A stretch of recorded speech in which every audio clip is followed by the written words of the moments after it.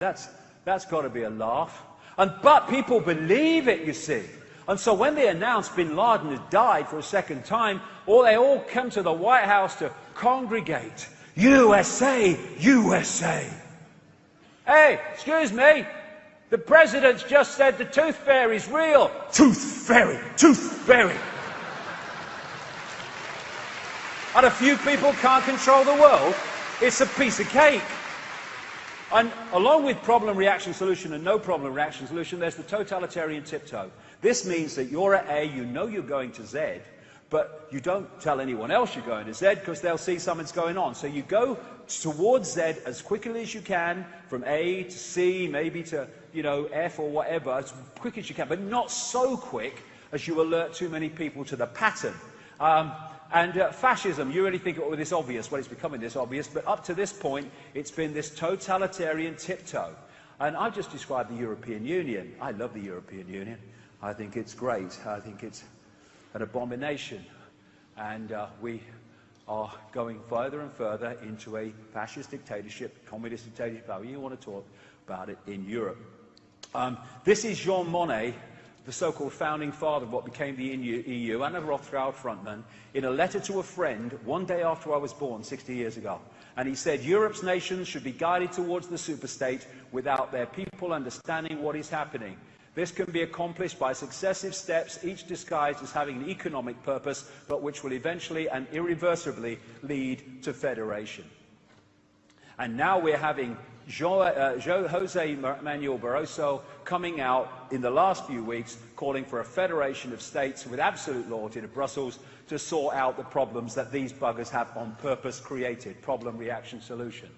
So we had this always bad, big bad communist war, always terrible, and the Cold War.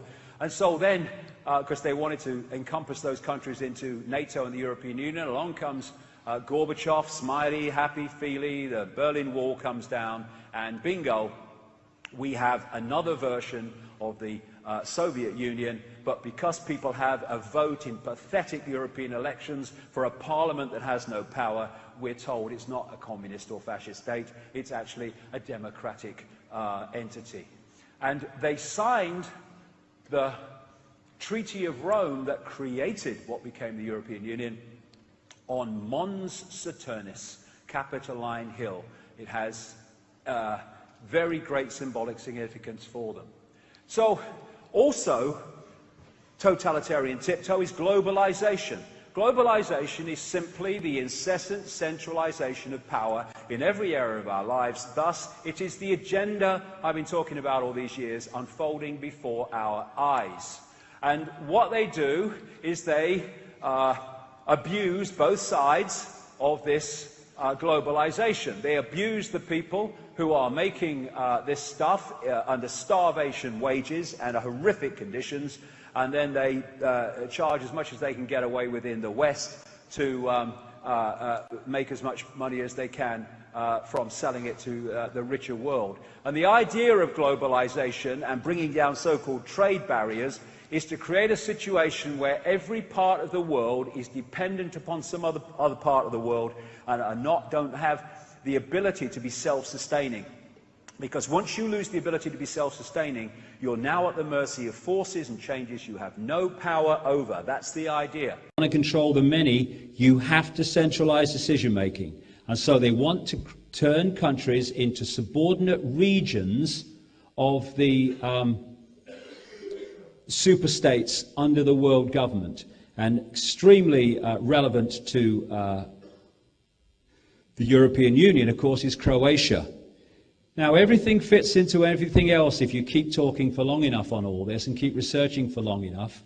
12 stars in a circle is the symbol of the Babylonian goddess. This is why they depicted Isis, who was another version of the Babylonian goddess in Egypt, with 12 stars around her head.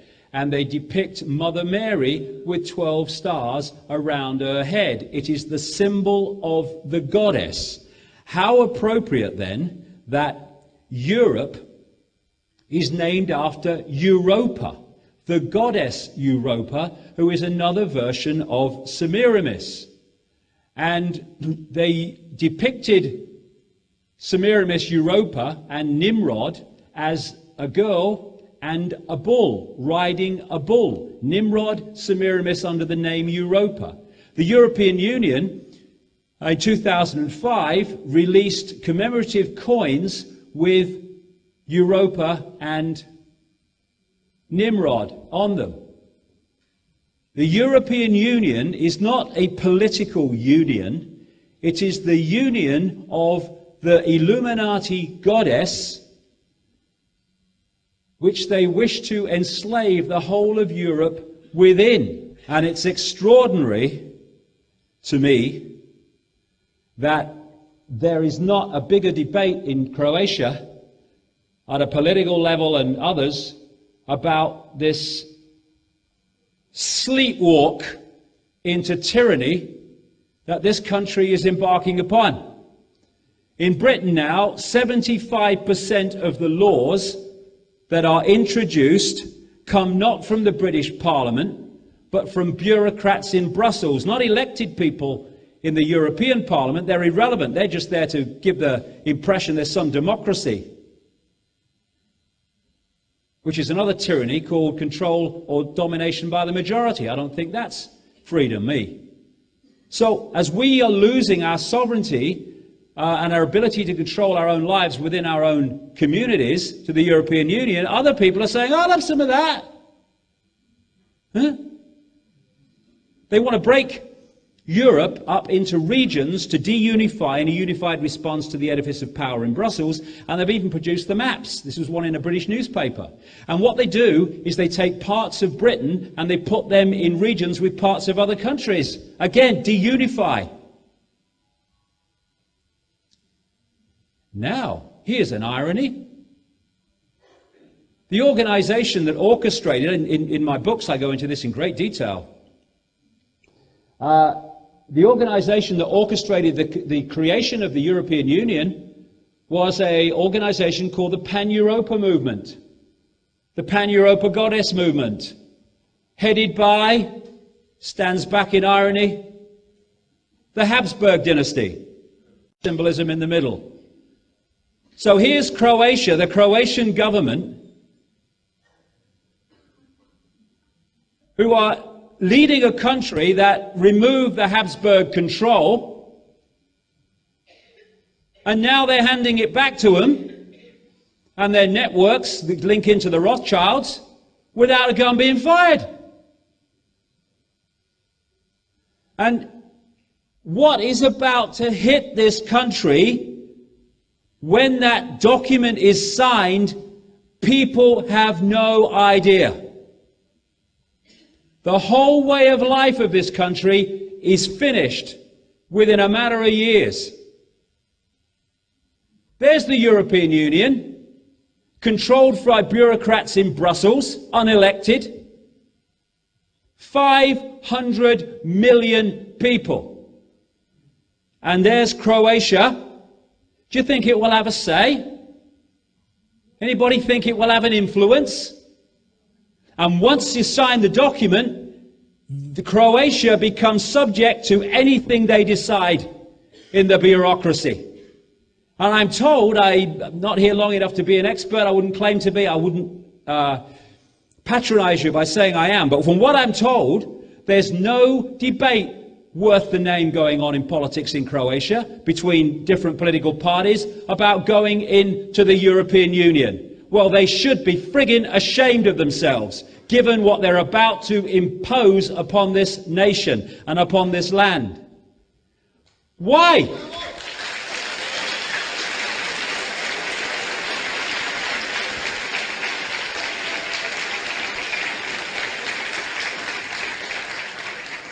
Question I had last time I was here.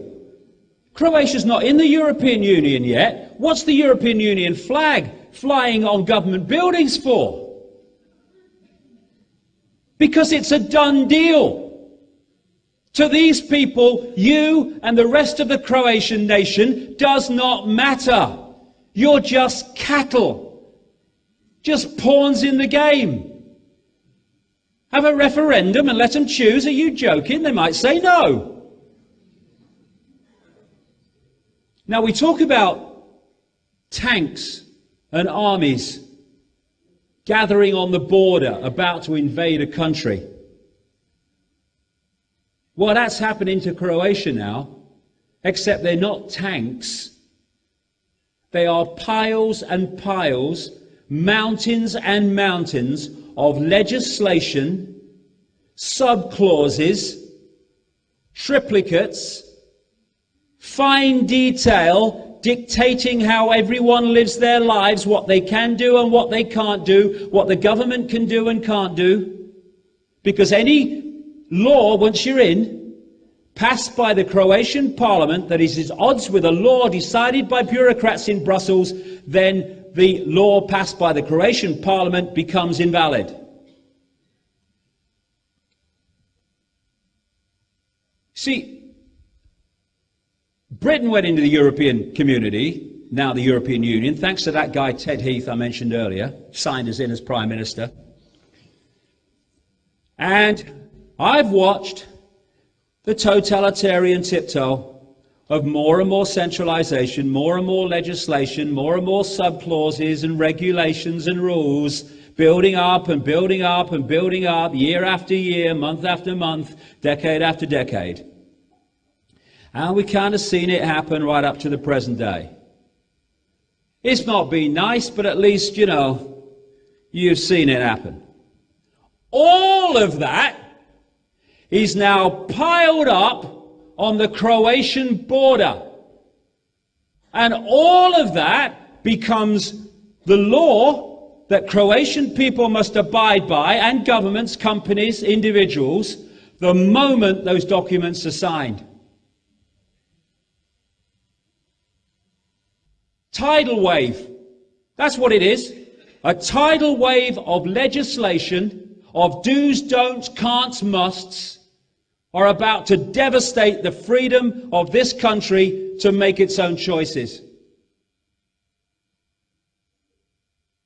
And no bloody debate. They're doing the same in America. They're very, very close to introducing the North American Union. Well, they'll bring Mexico, United States, and Canada under one government and with one currency. Working title, least working title, is called the Amero, to replace the dollar, the Canadian dollar, and the peso. That would never happen unless there was economic catastrophe in America. Oh, there's economic catastrophe in America. And during the Nixon administration, they produced a planned regionalization of the United States, just as they've done in Europe. And so as this moves on, we have now a name for it, globalization, which is the centralization of every area of our lives. It is the agenda I've been talking about for nearly 20 years, now appearing before our eyes. And what we see with the protests and the left, and good luck to them with the protests and all that stuff. They protest against globalization, but they're missing such a point. Oh, please. This is not about big bad corporations being greedy. It is on one level, but the corporations are not the originators of globalization. They are the vehicles for it. And if all these different protest groups, protesting against war, protesting against unfair trade, protesting against globalization, would just realize they're all protesting against the same core force that's responsible for all of them. If we realize that, we might have just some chance of coming together. Because it's funny, not funny, aha, funny, oh my God, that the left in politics are some of the most resistant to accepting that there is a global conspiracy. And one of the reasons for that is it means their whole worldview has to change. Because it's not us and them anymore. It's that group which control both us and them. They don't want to move that. They want to hold on to the old paradigm of us against them, right against wrong, right against left, good against bad. Political correctness is part of it. This is a politically correct sign. I love this. Caution, this sign has sharp edges. Do not touch the edges of this sign. Then at the bottom it says, also the bridge is out ahead. You know. It's a crazy world we're living in. So, programming the body computer, I'm going to go quickly through this because we need a break.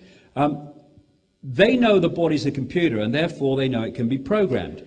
The microchip, which I've been talking about and writing about for years, is now slowly but surely being introduced. We need to not accept that big time.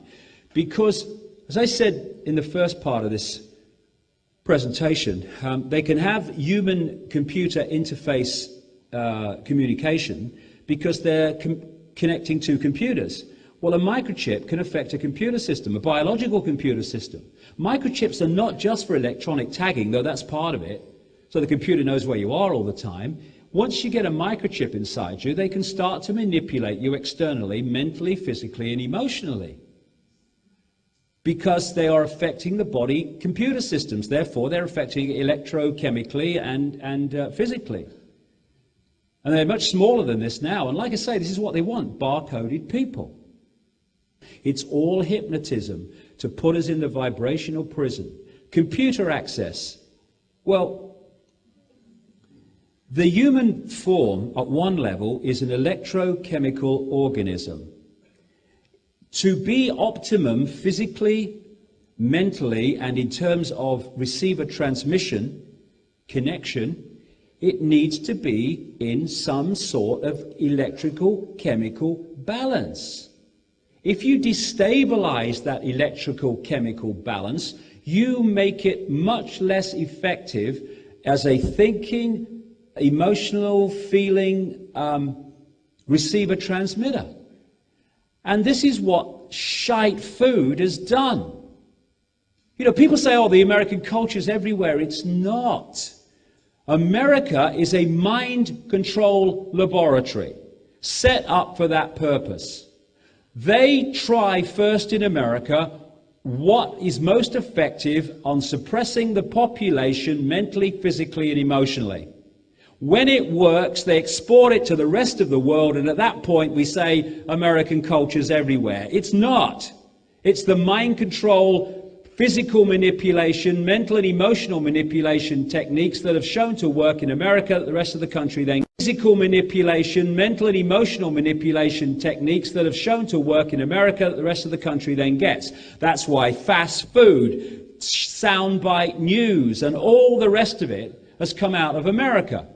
I feel for Americans because they really are at the forefront of this in so many ways. And all this stuff is designed to access the body computer and destabilize it. MSG, by the way, what is that? It's a flavor enhancer. What does that mean? It means tricking the brain to decode more taste than is actually there. They know how the bloody system works. All these drugs they give to kids and stuff, and so many, if not all of these people that are crazy with guns have been on this stuff. Aspartame, it's a brain suppressor, a brain poison, brought onto the market by Donald Rumsfeld when he was head of Searle Pharmaceuticals, sold out for a fortune to Monsanto. Fluoride in the water, used in the concentration camps to suppress the mental faculties of the inmates.